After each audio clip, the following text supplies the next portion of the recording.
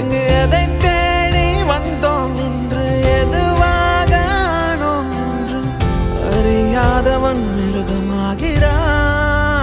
நான் யார் இறைவா, விடைத்தாய் இறைவா.